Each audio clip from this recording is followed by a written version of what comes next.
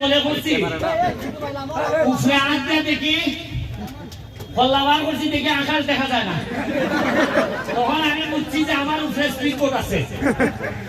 বিশ্বাস করেন তখনও আমার টেনশন যে আমি ছাড়া আর কেউ আছে। আমার মনে হইছে আমি বললে মানতে বলব ওই বেশি স্পিড বোর্ড ধরে খেলা বসছে, কিন্তু আর কেউ যদি বলে ওই ব্যারিস্টারের কারণে বসছে। আমার ডরটা আছে কেন, আমি যদি মরিও চুপচাপ জানাজা বইয়া আইয়া কোনো খান্দন লাগতো না, চুপচাপ আইয়া আবার সোনার কাঠের খাবার লিখে দেয় না। এটাই আমার আপনার কাছে চাওয়া।